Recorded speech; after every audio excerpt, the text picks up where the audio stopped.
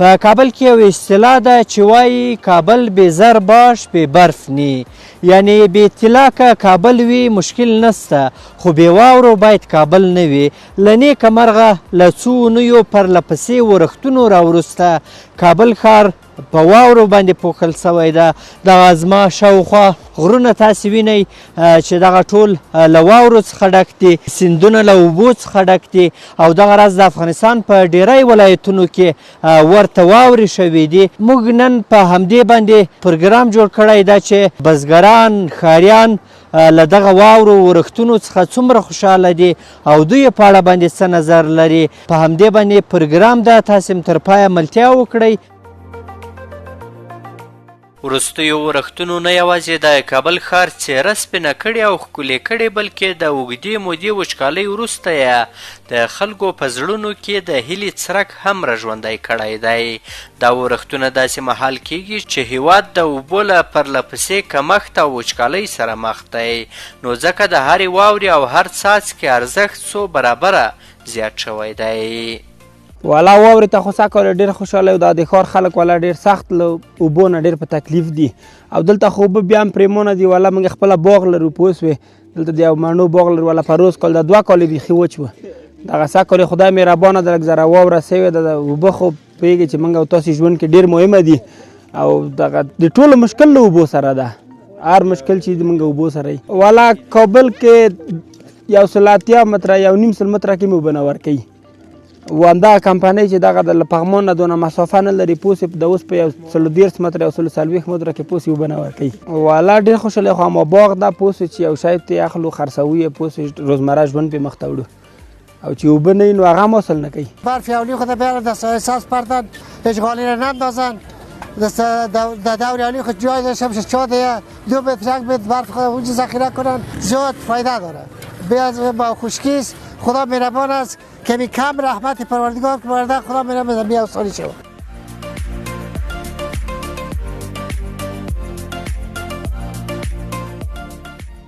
او ورښتونه خدا کال ډېر شو ماشاءالله بیخي همدغسې د هغه کالو چې مونږ پلرونه کیسې کوله همداسې ورښتونه دا کال په پغمان کې وشو.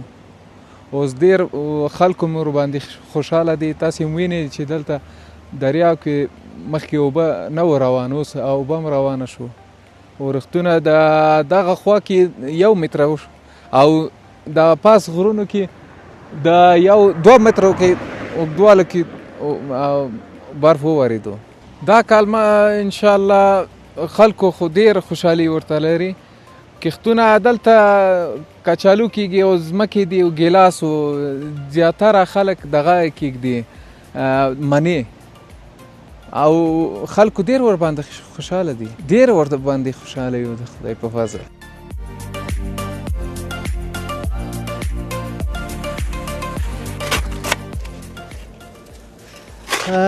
قدرمنو لیدونکو تاسې وینئ چې د ښاروالۍ کارکوونکي لا هم له سړک څخه د واورې په ټولولو باندې بوخت دي او غواړي چې په همدغه سیمو کې واورې ذخیره کړي تر څو د دغه ځمکو اوبه ورسره زیاتې شي. ما هم وغوښتل چې له دوی سره په دغه رضاکارانه کار کې څه نه څه برخه واخلم او خپل مسؤلیت چې د هر وګړي مسؤلیت ده چې باید د واورې په ذخیره کولو او دغه راز د راتلونکو نسلونو لپاره د اوبو د ساتلو لپاره په دغسې فعالیتونو کې برخه واخلي. نو ما هم په همدې خاطر باندې ګډون کړی او غواړم زه هم دغه واوره له دې سړک څخه دغه لاندې ځمکې ته واچوم.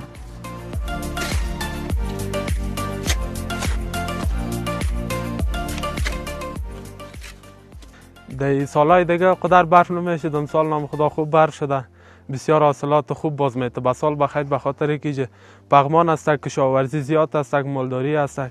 دیگه امسال بسیار خوش هستیم که ایج برف شده بخیر. دیگه پغمان دیگه به سال بخیر بسیار زیباتر میشه. دیگه کشاورزی هم رونق میگیره، کار مردم هم رونق میگیره. دیگه یک نعمت الهی است. سالهای دیگه قدر نمیشد، گمی 20 سانتی 30 سانتی میشد. امسال نام خدا 1.5 متر 1.5 متر دینمی قسمت ها شده. در داخل درک است، دره پیش است، دره پغمان. او درک است فقط تا اینمیال که هستک یک 3 متر 4 متر اوج برف هستک. دیگه چشمای پغمان که هستک دیگه به سال بخیر بسیار تازه میشه، چاوارم او پیدا میکنه، پغمانم دیگه بسیار اودار میشه. دیگه کابل بخیر دیگه به سال بخیر دیگه شاید کابل هم از او پغمان مستفید شه و بند قرغام باز بسیار دیگه اوج بالا میاد، سطح اوج بالا میره.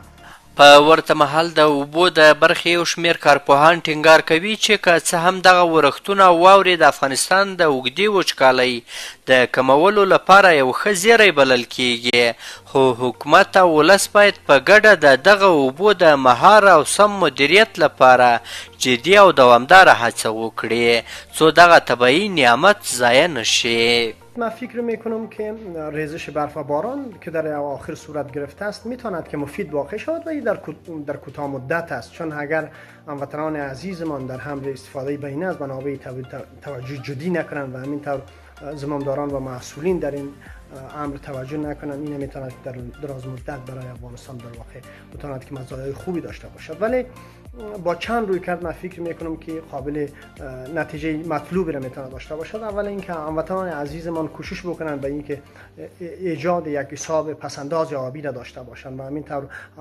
منابع آبیشان را خصوصا برفشان را و بارانشان را و آب باران را سوق بدن به مکانهایی که میزان نفوذپذیری در اونجا بیشتر است و دوباره از استفاده زمینه استفاده دوباره را ایجاد بکنند و در کنار ایجاد چاها و عرفها و همینطور کندنکاری زمین در حدود 1 متر یا بیشتر از او جهت نفوذپذیری و با انتقال برف به مکانهایی که میزان نفوذپذیری زیاد است و در کنار پوشش برف به خاطر جلوگیری از ذوب سریع برف و فرار منابع آبی از شهر کابل است. و در سایر جغرافیای افغانستان با چنین روی کرد و استفاده بینه از منابع طبیعی و توجه و ارزش به منابع طبیعی می شود که میزان خشکسالی را در افغانستان به صورت منظم و دوامدار در واقع می شود که جلوگیری کرد. دلته بیا د کابل ښاروالۍ په همکارۍ او همغږۍ ښاریان په پراخه کچه هڅول شوي دي چې د ښار پر سړکونو او کوڅو او عامه ځایونو پرتې واورې په منظم ډول راټولې کړي او ځانګړو ذخیرو او ټاکل شوو ځایونو ته یې انتقال کړي څو دغه طبیعي ورښتونه خوندي وساتل شي او په راتلونکي کې ترې اغېزمنه ګټه واخیستل شي. د عامه پوهاوي د ټیمونو له لوري د ښاروالۍ د مختلفو ناحیو په همکارۍ او د هغوی په مستقیمه مرسته او په ګډون باندې د ښار په مختلفو ناحیو کې عملی حشرونه ترسره شوي. د ښار په داخلي ساحو کې چې کوم د اوبو له کمبود سره د کابل ښار اوسیدونکي مخامخ ول، هیله دا ده چې د دغې واورې په ذخیره کېدو سره به هغه کمبود رفع شي او خلک له ستونزو څخه خلاص شي.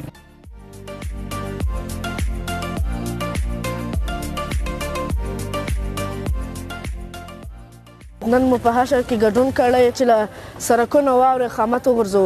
د کابل ښاروالۍ د کابل د ښار خدمت کوي، موږ ټول سره ولاړو چې په ګډه خپل وطن جوړ کړو. د ټول ولس دپاره په نفع ده چې اوبه ذخیره شي او دې واورې اورېدا ته ټول خلک ډېر خوشحاله او ټول په شوق علاقه باندې راوتلي دي او دغه اشر مو ترسره کړی ده.